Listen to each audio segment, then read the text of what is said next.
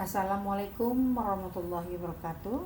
Anak-anak, hari ini kita akan belajar tema 3, subtema 1 ya. Apakah yang kita pelajari? Kita fokus kepada ilmu pengetahuan alam ya. Apa yang akan kita pelajari hari ini? Alat pencernaan manusia ya, ini bentuknya alat pencernaan ini, dan ini gambar orang lagi makan ya, yang akan masuk ke dalam alat pencernaan manusia. Baiklah, dalam belajar tentang alat pencernaan manusia, kita melihat KD-nya menjelaskan organ pencernaan dan fungsinya pada hewan dan kesehatan organ pencernaan manusia serta cara memelihara organ pencernaan manusia. Sekarang kita lihat alat pencernaan adalah bagian tubuh yang berfungsi untuk menguraikan makanan menjadi sari-sari makanan sehingga dapat diserap oleh darah ya. Itu fungsi alat pencernaan. Nah, sekarang kita perhatikan alat pencernaan manusia. Ini bentuknya ya. Nah, pertama apa? Mulut ya. Kedua, kerongkongan. Ketiga, lambung, usus halus, usus besar, anus. Ya, ini merupakan bagian-bagian daripada alat pencernaan manusia. Ingat ya, Nak ya. Selanjutnya kita jelaskan dulu pertama mulut. Nah, mulut, kita lihat mulut. Proses pencernaan di mulut ini melibatkan peranan lidah, susunan gigi, dan air ludah. Ini dia mulut ya. Jadi di dalam mulut ini lihat ada gigi, ada lidah ya. Dan di sini juga ada, kalau digambar ada langit-langitnya, banyak. Kita perhatikan lidah, bagian mulut yang peka terhadap rasa makanan. Ya Nak ya, nih lidah ini. Lidah ini dia mempunyai syaraf rasa. Jadi kalau depan ini manis, di samping kiri depan ini asin, belakang asam gitu ya, di tengah-tengah ini pahit gitu. Ya Nak ya, ini fungsi lidah. Nah, lidah ini fungsinya membantu mengunyah makanan dengan mendorongnya menuju gigi. Jadi gigi itu menghaluskan makanan. Fungsi gigi menghaluskan makanan, tapi dibantu lidah ya untuk ditaruh itu makanan ke tempat gigi gitu ya Nak ya. Nah, selanjutnya di dalam mulut ini juga ada air ludah. Nah, air ludah ini adalah dihasilkan oleh kelenjar air ludah. Air ludah ini mengandung zat petialin ya, zat petialin atau enzim petialin, dan ini menguraikan zat tepung menjadi zat gula. Nah, kalian kalau merasakan kayak misalnya lama-lama ngunyah ya, terus terasa manis, itu karena memang maka di dalam mulut kita ini ada namanya enzim petialin atau zat petialin yang membuat zat tepung ya itu menjadi rasa gula manis ya. Itu fungsinya. Ya, untuk diingat lagi, gigi kita ini ada 3 model. Satu pertama nih gigi seri ya, yang kedua gigi taring, yang ketiga baru gigi geraham. Memiliki fungsinya masing-masing ya. Gigi seri untuk motong, gigi taring merobek, gigi geraham untuk mengunyah. Kita lanjutkan. Kemudian yang pencernaan oleh gigi dan lidah termasuk pencernaan mekanis. Nah, pencernaan gigi dan lidah termasuk pencernaan mekanis ya.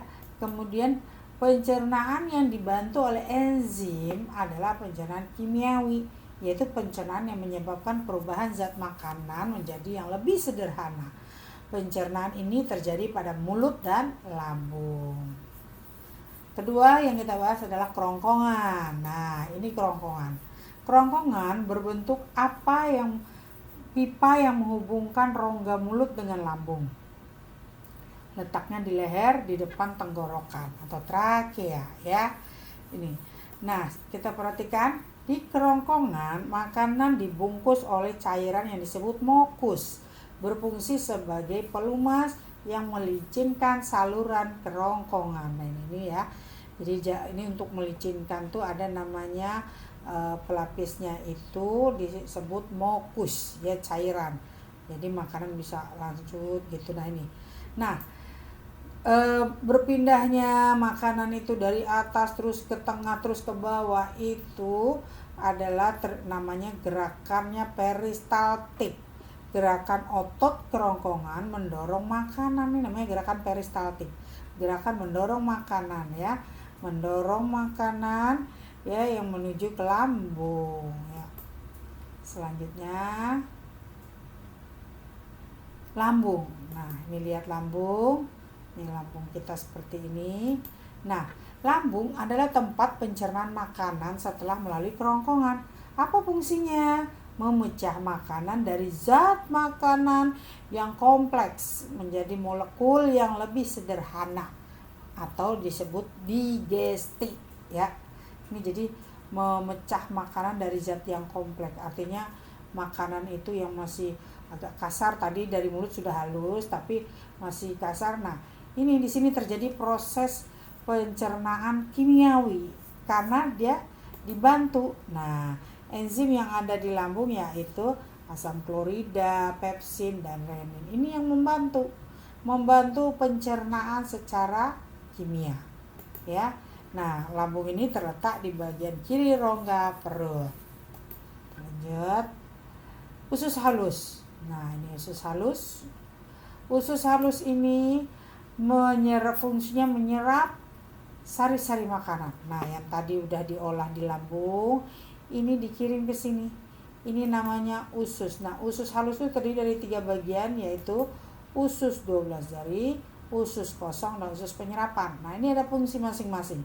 Usus halus kan menyerap sari makanan. Usus kosong membantu melebarkan supaya banyak sari makan yang bisa diserap oleh usus 12 jari. Itu apa fungsi usus penyerapan yang terakhir? Yaitu menyerap kembali apabila ada sari-sari makanan yang belum terserap ya, yang belum terserap oleh usus 12 jari, itu diserap kembali. Nah, artinya tidak bisa ada lewat tuh sari makanan, sudah diserap lagi di usus penyerapan ya. Selanjutnya usus besar. Nah, usus besar kita lihat, ini usus besar ya. Tugasnya berfungsi menyerap makanan yang tidak bisa diserap oleh usus halus. Nah, ini dia menyerap makanan yang tidak bisa lagi diserap oleh usus halus. Usus besar terdiri dari 3 bagian, yaitu usus naik, usus mendatar, dan usus menurun. Ini semua ada fungsi ya nak ya. Dari makanan yang tadi bisa tidak diserap itu diserap lagi di sini ya. Makanan-makanan yang tidak bisa diserap oleh usus halus masuk akhirnya ke kolon menurun. Dari kolon menurun ini adalah bagian yang terakhir dari alat pencernaan manusia, yaitu anus namanya. Proses pengeluaran sisa-sisa makannya sudah tidak diperlukan oleh tubuh. Nah, ini dia ya, di bagian terakhirnya namanya anus. Nah, anak-anak, demikianlah penjelasan daripada bagian-bagian alat pencernaan manusia. Wassalamualaikum warahmatullahi wabarakatuh.